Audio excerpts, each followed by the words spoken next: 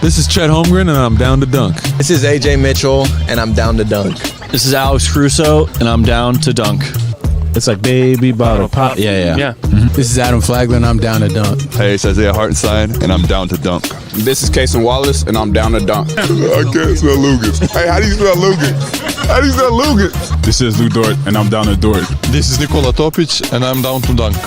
This is Dylan Jones, and I'm down to dunk. This is Isaiah Joe, and I'm down to dunk. And there's probably like 50 to 75 Beanie Babies. Give me like your top 3 Pokemon. Brother, I can't even name. This is Jay Will, and I'm down to dunk. Sometimes the way his brain works is it leaves a lot to be desired. This is Kenrich Williams, and I'm down to dunk. Charmander. Yeah. Charmander. Or you're more of a Charmeleon guy. Charmeleon. This is Shea Gilgeous-Alexander, and I'm down to dunk. Schlecht. You know what it means? Yeah. That means like bad. It means bad. Yeah. Yeah, that's me. Well, it was a good interview, so it wasn't bad. J-Dub, year 3, and I'm down to dunk for the 3rd time. Thank you. Welcome to Down to Dunk. I'm your host, Andrew Schlecht. We're part of the Athletic Podcast Network. Solo pod today. It's a week of Christmas. My hope is to have both Alex and Michele on the same pod tomorrow, which is very fun. So looking forward to doing that. Also looking forward to Alex Caruso's new deal yesterday. Reported first by ESPN and then by my good friends Sam Amick and David Aldridge at The Athletic that Caruso signed a 4-year, $81 million deal that has no options and runs through the 28-29 season. Keeps Caruso in OKC long-term, which was always the goal. And so I think there could be some sticker shock, although there really shouldn't be sticker shock with this deal. I really think that this is fair for a player like Caruso. I think that you look at other role players across the NBA, and the guys that have this kind of deal are about the same caliber of player that Caruso is. Like you look at Marcus Smart is about 20 million. You know, Dylan Brooks is about 20 million. Jaden McDaniels is about 20 million.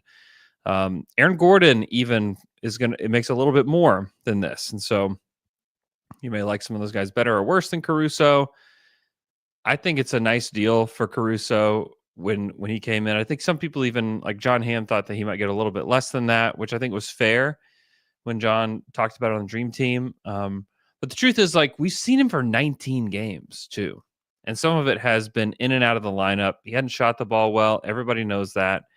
He's shooting well below what his career averages are. I expect that will get better. He's getting good shots. I think that will improve. I think that some of this stuff is injury related at this point. But the guy is still clearly a menace on the defensive end and is helping the Thunder there for sure. He leads the NBA in deflections at 3.7 per game. He's tied for 7th in steals at 1.9. And he's very helpful off the bench and just like a locker room presence as well. You know, Caruso is a huge help to the Thunder in a lot of ways, on and off the court. And so I think it's a good deal. I think it will look better as time goes on. As the cap continues to jump, I think it's going to look good as long as he stays healthy, which can be certainly if you think that he can't, you know, that's your prerogative. But like we cannot predict that. But I think if the Thunder want to win a championship in the next few years, they need players like Caruso. So that said, I like the deal for Caruso and just keeping him here long term. I mean, the plan was to trade Josh Giddey for Caruso and then keep him long term. And he like took the salary slot that was going to be taken up by Josh Giddey if he was extended, in which I would guess Josh Giddey would get more than $20 million a year. So I also like that aspect of it. Okay. Another bit of housekeeping here. Jay Will was not listed on the injury report and I don't know if he'll play tonight. He's at least available to play against the Wizards, and the Thunder currently, I think they're favored by like 18.5 or something. So I would expect him to, if this game goes like we think it will, my guess is that we'll see Jay Will on the court for the first time. Hopefully we'll get a boom. Hopefully we'll get some good vibes out there with Jay Will. Yeah. He's also like a young player that I think is going to improve over time as well. That probably gets discounted a little bit because he profiles as more of a lower ceiling guy, like just like a role player, but he's a very skilled player. He's somebody that really helped the Thunder last year in a lot of different spots. And I think he will also help this team. Just to have another bigger body out there, I think will help, as many of you, I think, can attest to. Last bit of housekeeping. I am currently on the injury shelf. I had a sports-related injury over the weekend. No, this is not a gardening issue, but I am going this afternoon to check and see if I have an ACL tear or not. I'm getting some imaging done, which is not fun at all. Can tell you that right now. Funny Thunder-related thing. I was getting my X-ray this morning, and guess who my wife was talking to sitting in the waiting room? But none other than Chet Holmgren was sitting there talking to my wife when I walked out into the waiting room after getting an X-ray done. So Chet was in good spirits. It was just funny to see him there at the clinic. But yeah, anyways, just a bummer thing that happened to me. So definitely won't see me at Thunder games for a minute. And yeah, not great. But something that is great is I got a cajillion questions from the Thunder Reddit community, r-Thunder. I believe there are 94 comments on this post, which we are probably not going to get to all 94 today. Taylor Venus says, now you're like Topic. Yeah, me and Topic have got a lot to connect on now. This is some immersive type stuff. First it was Mallet Finger. Dort and I got to connect over Mallet Finger. Now I'm getting to connect with Chet in the X-ray room and with Nikola Topic with the recovery of our ACL. So just some immersive reporting here with these guys. I want to know how they feel. And so here we go. So, all right. So we're going to answer some questions from Reddit. Thank you guys for tuning in. Be sure to subscribe, hit the like button on the YouTube page. Would very much appreciate that. Share the show. Would very much appreciate that. Okay. First question comes from Chew Pete 94. What do you think this team needs more? A second unit generator or more reliable 3-point specialist? Because AJ won't see many playoff minutes, and Dub's best version is with a ball handler in the lineup. But now our best 3-point players don't have the consistency that Cam Johnson could bring. Regards from the Thunder community in Spain. Oh, very cool. From Spain. Listen, I think that they probably need more reliable shooting at this point. That's what I would say that they need. I think that they have the creators. I think that they need to continue to test out AJ. I think they need to continue to test out J-Dub in that spot. So that to me is what I would do if I'm them, is test out those two things. But they do have streaky shooters, I would say. Isaiah Joe is the best shooter, and everybody else is a little bit streaky, which I think is fine. The Mavs got all the way to the NBA Finals with a lot of streaky shooters. They didn't get there with knockdown shooters. You don't have to have those knockdown shooters. So I would say that if they got more consistent shooters in the lineup, I think that would help. I also am not of the belief that this team needs to go out and do something now. They're still young. They're still developing. They have a really good roster that they went out and they got Hartenstein and they got Caruso, and they have not even seen the full team yet on the court together. So I would not jump at anybody at this point, to be honest. I think you want to see the limitations of this roster. Do we know that Cam Johnson is going to help? He'll help the shooting, but is he going to make them take a step back defensively? Is he going to make them take a step back in any way offensively outside of the shooting? I think that Cam Johnson's a really good player, but you have to think about adding something in, a big piece. Like Cam is not just some small piece just adding to the top. He's not the cherry on top. Like he would be a key cog in what would happen. And is he the exact kind of player that you need? Well, you better be sure that this is the exact player that you need. And I'm not sure that it is. He's not a good rebounder. He's not the best defender. I like him a lot.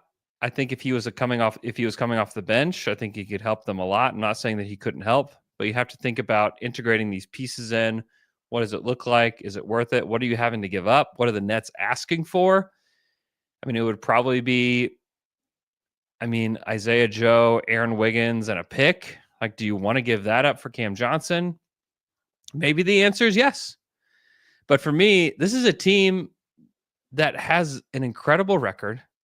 They're the best defense in the NBA, and they're trying to figure it out offensively. And I would rather them take the time. They're 22-5, and they have not been healthy for one game this season fully. So I would rather them take their time.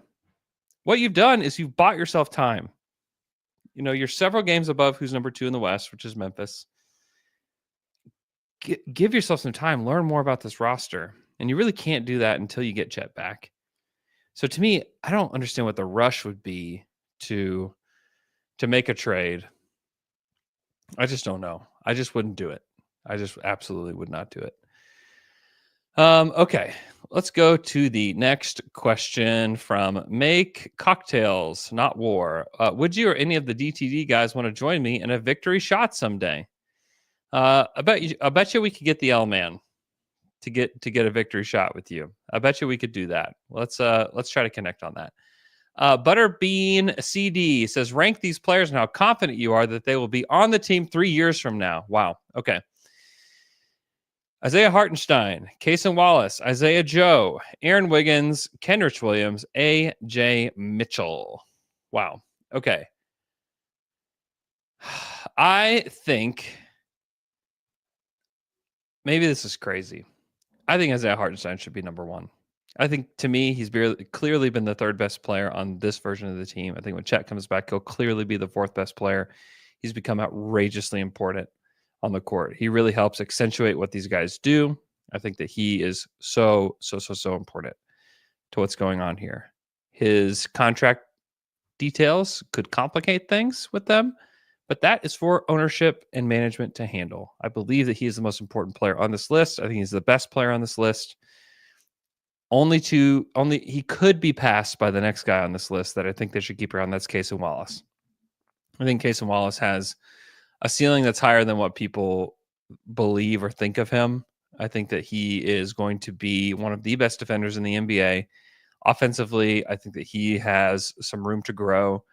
I think he's a good shooter. I think he's a decent ball handler, and I think that he can get better at both of those things. And if he does, this guy's going to have some serious upside. So I would go with those 2. Next, oh boy, I think that I would probably go Kenrich next, just because I think Kenrich wants to be with the team. I think that he would probably play on a vet minimum. Then I would probably go AJ, just because I think he's going to get another deal. It could be a favorable deal that goes out pretty far. And then probably Isaiah Joe and then Aaron Wiggins. Not saying that like those 2 are going to be gone. I just think those are the most easily tradable pieces with the contracts that they have and just kind of the nature of their role on the team. Obviously, Isaiah Joe has a more important role than what Wiggins does, but I think those guys have extremely tradable contracts. And if you were ever going to trade somebody, I think it's probably one of those guys. Kenrich, I think that he has such a big role in the locker room and such a big role with the team that I think that you'd rather keep him around, and I think he's going to be inexpensive moving forward. Same thing with AJ. So yeah, that's certainly the direction that I would go in. Next question from the Muffin Man 92. He says, fast food restaurant ranking for the best starting Thunder lineup so far this season. I think it's a good question. There's been so many different iterations of it. I think the Cason Wallace, Chet Holmgren lineup is the one that I would go with, if that makes sense to you. Cason Wallace at the 2, Dort at the 3, J-Dub at the 4, obviously SGA at the 1, Chet at the 5. And then you could swap Chet for Hartenstein with those 2. I would say Chick-fil-A is the Chet lineup. I would say that Brahms, which would be my number 2 fast food restaurant, would be the one with Hartenstein. Both great ones. That's the one that I would go with. I just like Cason Wallace in the starting lineup. I think he's a good enough shooter, and he's a great defender, and he just fills in the gaps so well. So that's who I'd go with. Not a real account _3 wants to know, how worried are you about the shooting of our role players, and how long does this have to continue before you're actually worried? Cason, Caruso, and Joe all lower than prior years. So I've actually talked to Mark about this particular issue, and he said that they're trying to get these guys different kinds of shots to help prepare them for the playoffs. So how worried am I? I'm not really worried. Also, this team, again, best record in the West. They've been very good. It's hurt them only a few times this season. It's not something that's held them back because they have so many other strengths. Now, do you need better shooting from these guys? Absolutely, you do. If you're going to win in the playoffs, you need them to shoot better. Worried? I'm not worried. We know that these guys are shooting much worse than what they can. I think it will turn as the season goes on. I don't expect like Caruso to be a 27% three-point shooter. I think that is certainly going to go up. So I'm not that worried, to be honest. Okay. Next question comes from Broth. It says, do you cross paths with Matt Pinto? Would love to hear him on the pod. Also, where do you rank iHeart league-wide as a table-setting big? I have crossed paths with Matt Pinto. I was on his show not that long ago and see him at the games. Saw him on the road in Vegas. Super nice guy. For my money, like one of the best play-by-play radio guys in the country, because most guys have somebody alongside them calling these games. And the fact that he can just do it all on his own is pretty wild. And he has his own style. He is extremely good at it. I think he is like one of the most talented broadcasters in the country. And so really cool to have him on the radio. I actually love listening to him on the radio. And it was fun going on his show a few weeks ago. So yeah, big fan of Matt Pinto. What do I rank iHeart in the league-wide table-setting bigs? Pretty high. I think that clearly Jokic is over him. I think clearly Sabonis is over him. And then I think you can start to talk about Hartenstein, I would say. I think there are probably a few others that you want to mention here. I think Anthony Davis is a good one. I think, gosh, who else would that be? I mean, obviously Embiid is up there. You'd put him there. I think that, Al Horford, probably you put Hartenstein above Al Horford today, but Horford's another like table setting big that I would think of. But yeah, I mean, I think that is probably about where this goes. I'm trying to think. I mean, Bam Adebayo is certainly up there. So I'd probably put Adebayo above Hartenstein. So, I mean, he's top 5, I would say. I'd say he's pretty easily top 5. Okay, I'm going to take a quick break and come back, and we're going to answer some more questions from Reddit.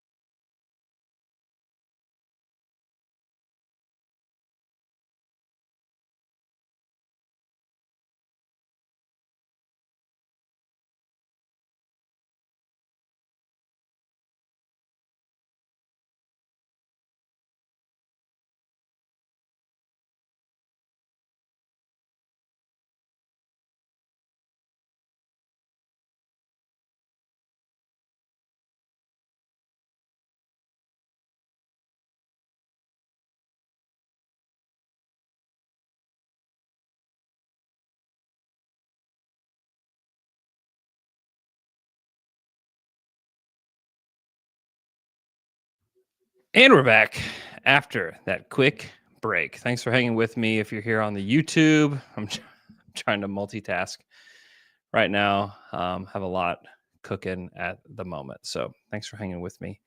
The next question that I have comes from Lil Crizzy 15. Hey, love the pod. Keep doing your thing. Question: what is the next step for each player on the team? To clarify, what does each player need to improve on, and how would that impact the team? Example: SJ improving as a playmaker would lead to more efficient offense when he can't score.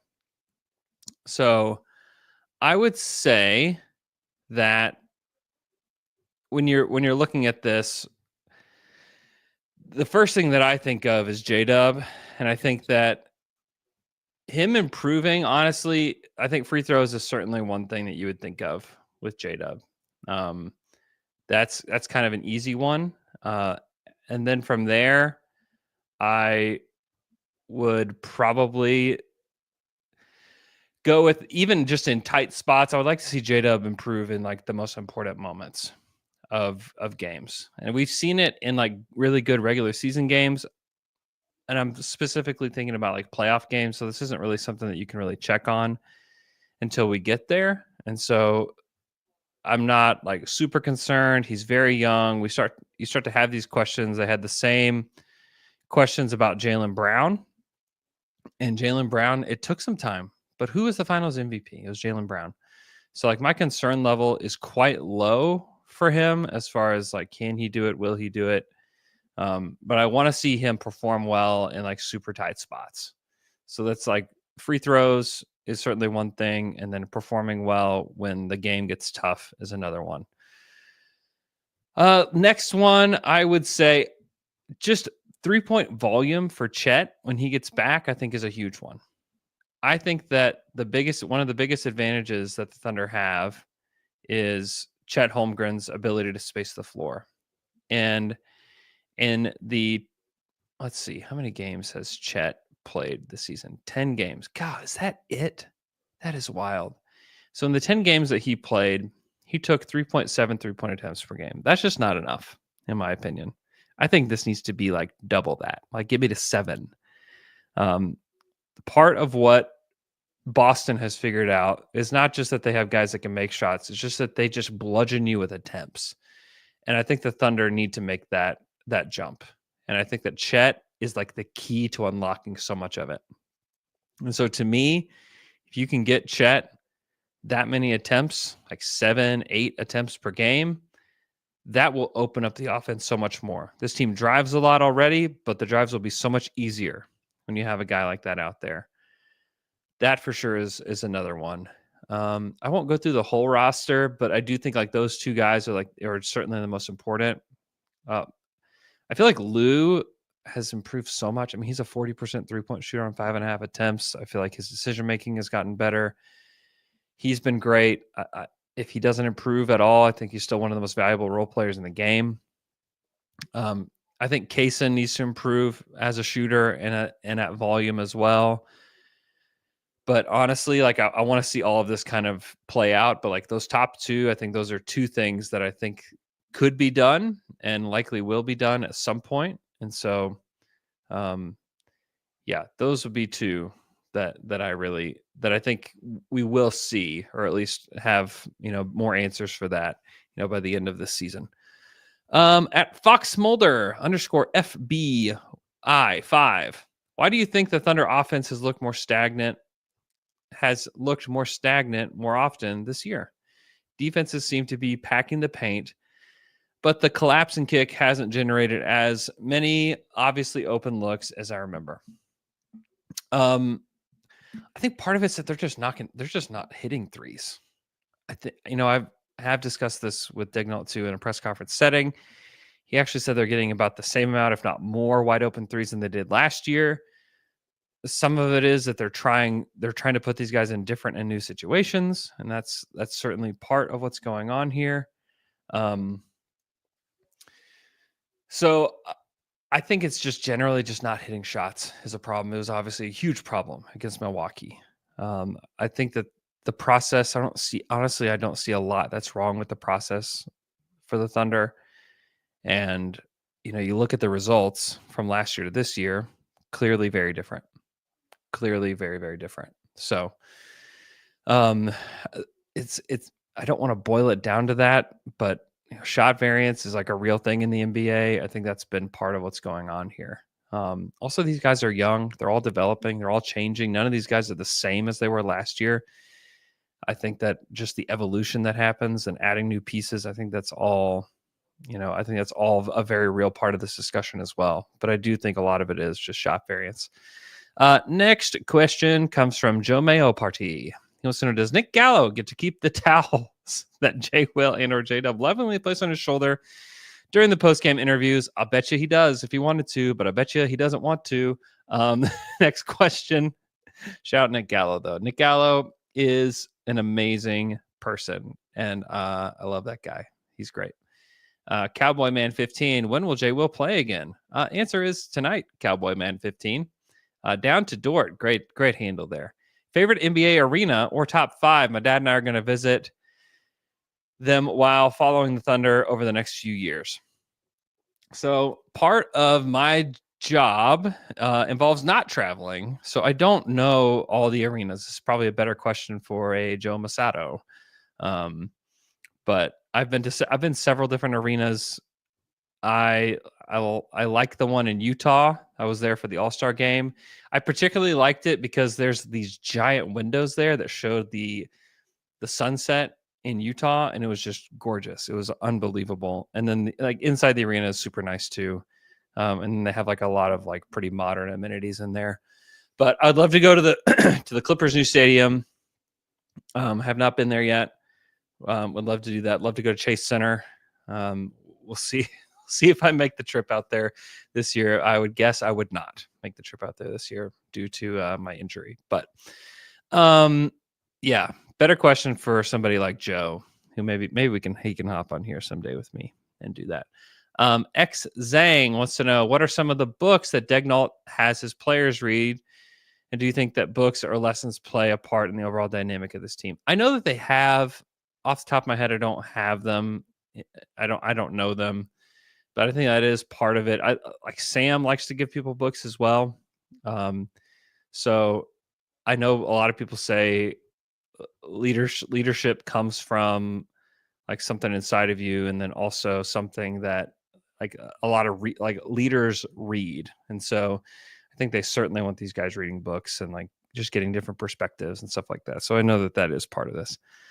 Steve Thunderfan, did they extend Caruso or trade for Cam Johnson yet? No, they did extend Caruso. Talked about it earlier.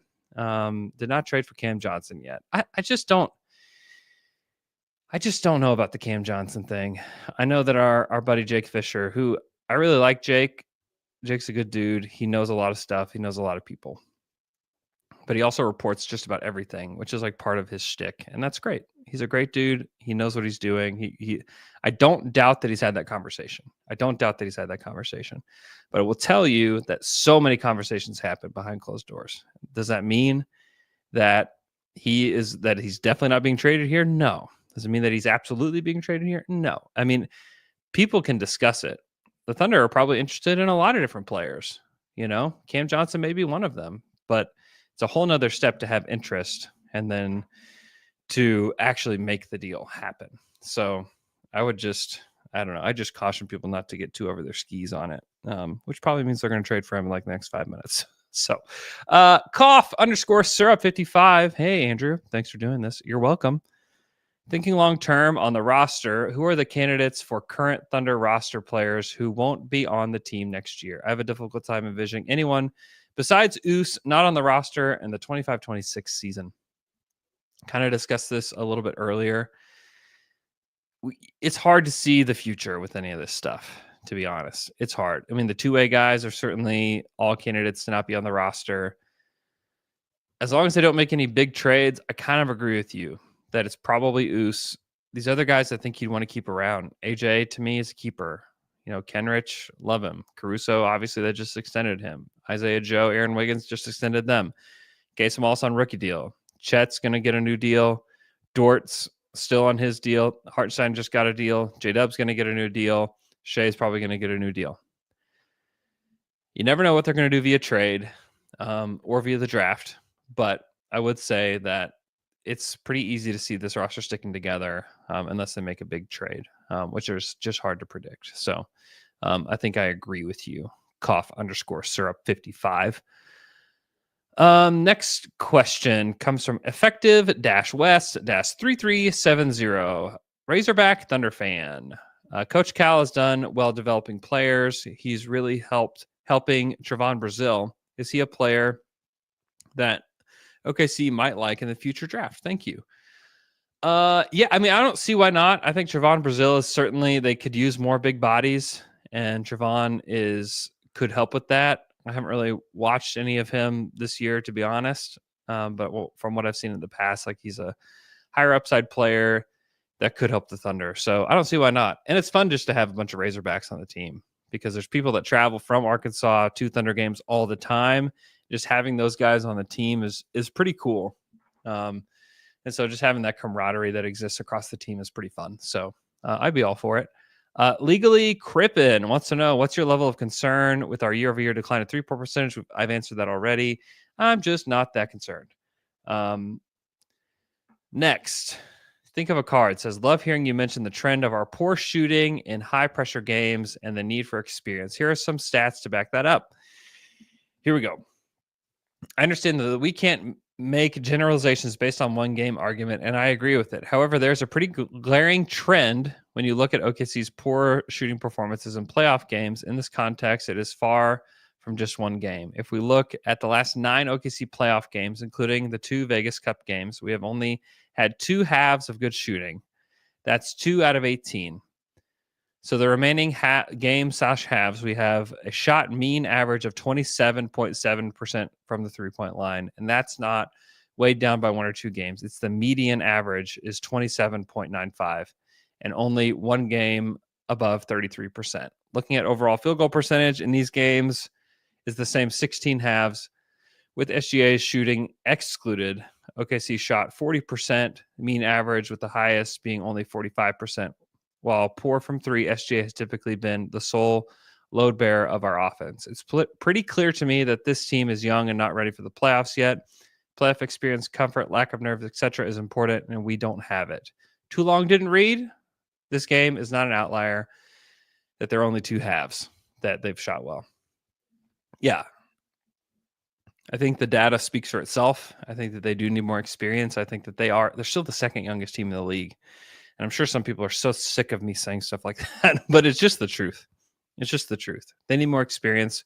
Do I think these guys can win a title someday? Absolutely. Could it be as soon as this year? Absolutely. But they've got to find more comfort in these uncomfortable situations. And I think that only comes with experience. You know, it takes time. It certainly takes time. And I think that this team has what it takes to get there. Ham Sizzle 3, given that Giddey was taken 6 overall in the 2020 draft, 2021, by the way, and was traded 1-for-1 with Caruso, is there anyone from the 2021 draft that you'd rather have on this current team than Caruso? We were talking anyone? I mean, yeah, definitely. There were several guys that I would rather have than Caruso from the 2021 draft. I mean, we can start making a list of guys. Cade Cunningham, sure. Evan Mobley, sure. Scotty Barnes, sure. Jalen Suggs, maybe just because of age. I'd rather have Suggs. Franz Wagner, yeah. I mean, these are all like high level, like getting max contract type of guys. So like the obvious answer is yes on those dudes. Moving further down, I know people would probably like to have Şengün, not me. Trey Murphy, I probably would say yes to. Jalen Johnson, I would probably say yes to. Again, higher level role players that are young, like, yeah, for sure. They certainly weren't trading those guys for Giddey, though, if this is part of the question. And then like Herb Jones is like, probably, he's only, what is he, 25? So yeah, I mean, like there's certainly guys on the list from that draft that I'd rather have. A lot of it is just due to age and stuff like that. But it's no slight at Caruso. He's a great player.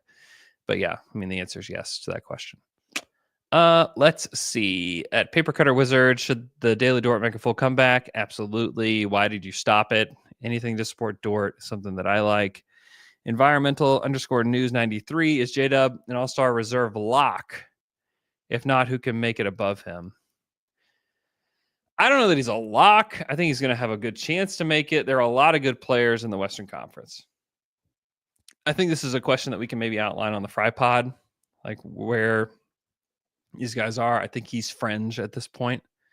But he's got a good case. He's got a good case. Okay. Roy Hibbert looks tired is the username. An incredible username. Let's see. Which of our picks in the future, maybe not including this next draft, because most of us would be pretty familiar with those, do you think has the most chance of getting us the highest pick? It's a good question. The Thunder have a lot of picks incoming, and so I think obviously this Philly one is a really big one. So that is certainly one that I would look at. The Miami one is really interesting. I don't know how Miami pivots, like what happens here with the Heat moving forward. If the Heat miss the playoffs, then the pick stays.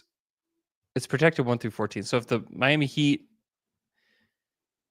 I think the Heat pick is unprotected next year if it doesn't convey. And so I think you're hoping that one doesn't convey this year. And so that one is a pretty interesting one. I think also the Denver pick that they have upcoming, I think is very interesting with things looking pretty unstable in Denver. Those are probably two of them that I would point to. Okay, next one. Sorry, I'm a little distracted trying to do more than one thing at a time. So next one comes from Brownie Thief. Hey Andrew, I'm always interested to know player superstitions and traditions / routines. Like, what are the rookie duties this year? Dumb stuff like that. Great question. Something that I probably need to do a little bit more research on before I talk about it here. Next one, Alex Athrenas wants to know, this past week I started playing pickup 5-on-5 again. I'm 35. It's been a while since I played, and I'm pretty horrible. In my first game in, I told the dudes that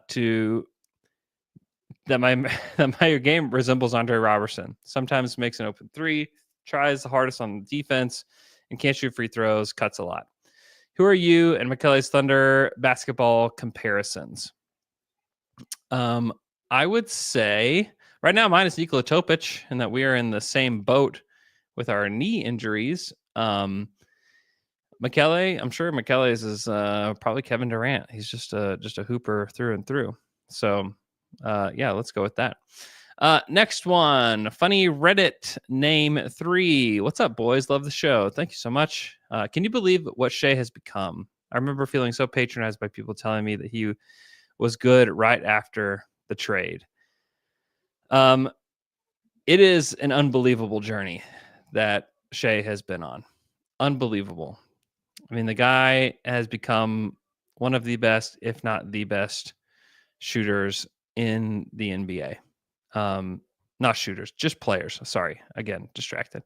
All right, I'm fully locked in now. Shea has become like one of the best players in the NBA, period. It's been a crazy journey. His rookie season at 20 years old for the Clippers, he averaged only 10 points per game coming off the bench. People loved him. He shot 36% from 3, thought he was better than a lot of people thought he would be. And then when he got traded to the Thunder, you thought, okay, maybe the ceiling is a starter. Okay. I thought that was good. Starter. And then for a long time, when we were talking about the rebuild, the thought was always that he would be like the second or third best player on the team, hopefully. I never thought he would be this from the beginning. I never thought that he could get to these high highs. Truly unbelievable that he's gotten to this point. I mean, he went from 10 points to 19 points to 23 to 24. Even after the 21-22 season, he played 56 games. He was 24, 5-5. You thought, okay, that's awesome. The Thunder still probably need their number one guy. He's 23 years old at this point. Hadn't made an all-star team yet. That next year, he goes from 24.5 points per game, 5-5, to 31, 5-5, a steal and a half per game and a block per game. Went from 45% from the field to 51% from the field. He went from 7 free throws a game to 10 free throws a game. He was 5th in MVP. He made the All-NBA first team. He was an All-Star for the first time. I mean, this is a serious jump that was made the All-Star team. And then you can just see like the subtle improvements that he's made. I mean, he last year was 53% from the field, 35-6 with 2 steals and almost a block per game. This year, 30 points, 5-6 with 2 steals and a block per game. This is one of the best players. This is one of the best stories. One of the best stories. He's going to make the All-Star team for a 3rd year in a row. He's going to be, he could certainly win the MVP this year. I think that's totally on the table. So he could win the MVP. He's at least going to be top 5 for the 3rd year in a row. He's going to make All-NBA. An unprecedented in Thunder history because he was not thought to be this kind of guy. He was, an 11th pick in the draft, literally traded from Charlotte on draft night. We trashed Charlotte enough for a lot of their other choices they made. That's a pretty bad one. He'd look pretty good in a Hornets uniform right now. And also like the leadership stuff that comes with Shea. There aren't many teams that you can draw a through line to, from ownership to management to the coaching staff to the best player in the league. And Shea allows that to happen. I don't know many other situations like that. Golden State's one of them. Special owner, coach, best player, special. I think Shea's right in line with that. San Antonio's done it a couple times. I don't really know where Wemby lies within all of this stuff. Maybe he's one of those guys too. Right now, there's a chasm that's happening in Denver between management to coach to best player. And you can see how it has fractured a lot of things within their team. The Thunder don't have that right now. It is special. Not only is he a special player, he's a special personality. He's a special type of leader of this team. He talks constantly about how he wants to grow as a leader. And you see it. I can see it. I'm lucky enough to get to be around this team and get to be around him some. He's a special, special person. And the Thunder and the city and the fans are so lucky to have him. So not lip service. This is just what I have seen. Slim Jim, the Audacious, wants to know, if the Thunder finish out this season with similar defensive metrics that they've had thus far, where do you put this season in all-time defensive list? Avid dunker here. Y'all complete me. Thank you, Slim Jim, the Audacious. I think that Taylor was spot on earlier this season. I honestly think they're the best. This is the best defense of all time if they finish like this. There's no team that has this many deflections per game, steals, all of it. And then when you talk about the rim protection that can happen with Hartenstein and Chet in the lineup, holy smokes. This is, if we can just like wrap our minds around this for just a second, because this is a team that is the second youngest team in the NBA. And they are already the best defense, not only this season, but probably of the last 30 years, if not longer. Think what they're going to be next year. Think what they could be the year after that. I mean, they're just scratching the surface. This is why I think this team, and I've said this before on this show, and I said this before in other areas, I think this could be the team of the next decade in the NBA. I think defense wins championships. I think elite defensive teams that have leadership like Shea, they go far and they win titles. And so I think it's hard to wrap our head around. It's also hard as somebody that's followed the Thunder for so long to think about them actually winning the whole thing, because we've seen them fall short in so many different and tragic ways that I think it's hard for us to see it happening. I think it's going to happen. I truly believe it's going to happen for this team. I think like Presti's at the top of his game. I think Mark is one of the best coaches in the league. I think Shea's one of the best players in the league. And I think they have one of the most supportive ownership groups in the NBA. I think they have every single ingredient to do it. And they have a top flight defense. They have great role players. They have great supporting players. All they need now, to me, the only thing they're missing is just the experience of it all. Get more experience, and I think you're there. Taylor Venus says, and a new arena. Yeah, go ahead and get a new arena too. That's coming. God, that's going to be so cool. I cannot wait to see the new arena when that opens. It's going to be amazing. We've got some time before that happens, but it's going to be super cool. Let's see. A lot of Cam Johnson questions. Again, I like Cam Johnson. From what I understand, Cam Johnson would like to be on this team. That's very cool. I think a lot of players look at this situation and want to be on this team. Very cool. I don't think that it equates to him being here. So I also just don't know that you want to disrupt a team that has something really going. I think that is a little bit short-sighted. And if I know anything about this organization, is that I know that they're not going to be short-sighted. Trading for Cam doesn't mean it's a short-sighted decision. It just kind of feels that way right now. I think like it's a little bit of a reaction to what happened at the Cup. And if the Thunder win the Cup, are we even talking about Cam Johnson? So it's a game that literally the stats don't count, literally doesn't count towards your record. And we're going to go ahead and take the whole thing and say, like, we need to make a change. And I'm not saying that's incorrect. I'm just saying, like, can we just see a little bit more? Let's just see a little bit more. There's a lot of time until the trade deadline. And Cam may get traded before then. If you miss the Cam Johnson boat, I don't think it's the end of the world. I really don't.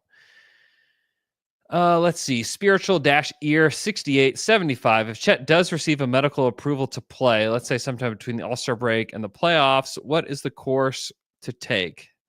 Do you give the end of season minutes to a rusty Chet, or just have him train and go stronger until summer camp? Or is that a Chet or Sam decision? I think it's a decision that they all make together. I think that Chet's going to play this year. That's just my sense of the situation that I think he's going to play this year. It was in the press release, for crying out loud. The guy's going to play as long as everything's going well. And from what I understand, it's going very well so far. So I expect Chet Holmgren to play with this team this year. That is my expectation. Could something happen? Sure. Things happen all the time. Loose stitches in Russ's knee, the navicular bone stuff with Durant. Expectations aren't always met, but in this case, I think that I expect them to be met. Let's see. I'll go with a couple more questions. Let's see. Do_law 5430. All things considered, where do you rank Dort as a defender on this team? I'm thinking third behind Chet, Kaysen, Lou, AC. Oh boy. I think that Chet is the most impactful defender on the team. I think Lou is number 2. I think that Lou Dort is still the guy that if you're like, hey, we need a stop on X perimeter player, I think that Lou Dort's the guy that you throw out there. I have just seen very few players in the NBA that play harder than him. And I think the trust level with him is very high. Not an indictment on anyone that's below him. Obviously, Caruso is one of the best in the league. Kaysen, I think, is on his way. Hartenstein should be on this list as well. J-Dub should be on this list as well. Shea should be on this list as well. But I just think that Lou's impact is massive. And the fact that he can hit threes is just crazy. Okay, next one comes from Sweaty_shopping 1737. I grew up in a small town, Oklahoma, but I moved away after high school. I listened to the pod to fall asleep to. It's so comforting. Question: do y'all intend for the pods to act as a sleep aid for those of us who are comforted by the Okie twang? Or is this just a happy coincidence? Keep up the good work, boys. XO. Listen, man, just thankful that you download the show. And I'm glad that I'm helping you get some sleep. So it's great. It's great. Let me know if any of you else use it as a sleep aid. I feel like that might be a little bit of a diss. Maybe I need to yell more. Should I be yelling more? Maybe that's part of my problem. Let's see. A lot of people want to talk about 3-point percentage. Okie-Poke, what trade from another contender in the West would concern you the most? I think like if the Warriors acquired Jimmy Butler in some way, I'd be a little concerned about that. Same with if Phoenix could somehow get that deal done. I just think that Jimmy is just Jimmy is just a gamer. So any Jimmy Butler deal to the West would concern me for sure. I don't like that. I think that he's an absolute menace. Jose Centero in the chat says, I like to hear the show when driving. Good. Don't fall asleep though, Jose. Don't fall asleep. Okay. Let's see. Anything else before we go? Who's more likely to be on the team post trade deadline, Oos or Aaron Wiggins? I think Wiggins is. Let's see. Oh, Ibram Moizuzboy. Sorry about that. I know it doesn't affect this season, but do you think Topic plays a role for the Thunder next season? I think that they try. I think that it's extremely hard to get on a moving train. That's what I would say. It's extremely hard to hop on a moving train. And this Thunder team is a moving train. Choo choo. They are the best defense in the NBA. They are a improving offense. And this is a team that I think is going to be tough to give immediate minutes to. Now, Topic may be that good. They picked him in the lottery. I believe that there is a strong belief in what Nikola Topic can be. Also, there's another rookie in his way currently in AJ Mitchell, who is a good player right out the gate. And if I worry that Topic, if he can't outplay AJ, then where are the minutes?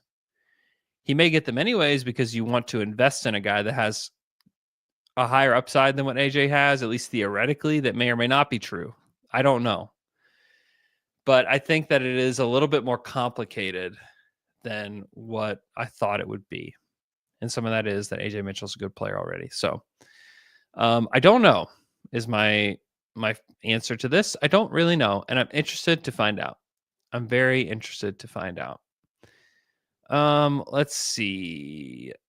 Wolverine 27. Hi, Andrew. Hello. Out of everything that you've gotten to see and experience while covering the Oklahoma City Thunder, what's the most amazing play you've seen? Wow. Good question. I think it was maybe game 2 or game 1 of the Mavs series, or maybe, I think that's right, where Jay Will threw it to Chet at the end of the half and Chet hit a 3. I thought that was quite amazing. I think that was game 2. That was very, very fun. The L-Man and I were at a game where we did the Conversation pod. This is a long time ago. Actually, I don't even think you can access this pod. It was so long ago. But the game 5 against the Clippers in the second round, where Russ is at the line shooting free throws after he gets fouled by Chris Paul to win the game, and KD can't even watch because he's sitting on his butt at the other end. That was before I had like media access, but we were still like covering the game from doing the show. That was incredible. Probably like the most fun like fan moment that I've ever had at a game for sure. Honestly, like just the thrill of getting to interview these guys and being around these guys and, getting to know some of them is just an absolute thrill to me as a guy who grew up loving the NBA. Getting to be this close to the players, it's just really fun. So that is certainly just a blessing that I do not take for granted. Okay. We'll do this one. This is the last one from Skittles-1776. How did you and Michele meet and end up doing the DTD pod regularly? Great question, Michele. I think it was 2015. Michele was listening to the pod from Italy, and he was a huge fan of the draft. And so Michele and I started just chatting via Twitter. And chatting about the draft. I think this was the 16 draft. And he was a huge Domas Sabonis guy. And so we would hop on, we would just message back and forth. And I was like, how about on my lunch break, we hop on a Skype call and just chat. And you can just tell me what you know about stuff. And so we did that for a while. And then I was just like, why don't we just record this thing? Why don't we just record it, put it out there and see what people think? And we did. And That's how it all kind of got started. And I thought he was just brilliant, and I still think he's just brilliant. And so we did more draft stuff together. We covered the 17 draft. We both loved Donovan Mitchell, and this was at the point when the Thunder had the 21st pick. They took Terrence Ferguson. We're not big T-Ferg guys over here. We hoped that they would have a chance to get him. He went 12th. No, wait, 13th in the draft. And we also loved Derek White. That was like one of the things that McKelly and I connected with at the beginning, was just our love for Derek White out of Colorado. He was a little bit old. He was 23 at the time. He was just a guy that was going toward the back of the first round. We thought they should take him. He can help them right now. He's a really good player. McKelly and I have been wrong about a lot of other guys, but we felt very good about Derek White and about Donovan Mitchell in that draft. And then we just started chatting more and more. Our personalities are pretty similar in a lot of ways, and we've connected not only through basketball, but through being dads and just life experiences in general that have really helped us bond. And so have a genuine love for Michele Berra. And I would consider him to be one of my best friends, which is just such a blessing. And I am so grateful for it. So yeah, that's kind of how it got started. And I hope that we podcast until we're like 70 years old, because that's a wish that I have in my life. I just think it's so much fun getting to podcast with everybody that I do here on Down to Dunk and at Dream Team and on the Athletic NBA show and all of that. So I am very, very grateful for all of it, and grateful for you guys, that you guys would listen to me talk about the Thunder and the NBA in general. It's just, it's a huge blessing. So I've got to go check on these, got to go get an MRI on my knee. Hopefully it is not as bad as I fear that it is. And I see these tweets where people are like, it is feared that so-and-so has this injury. I'm feeling that right now. I think it's going to be pretty bad. But all will be well.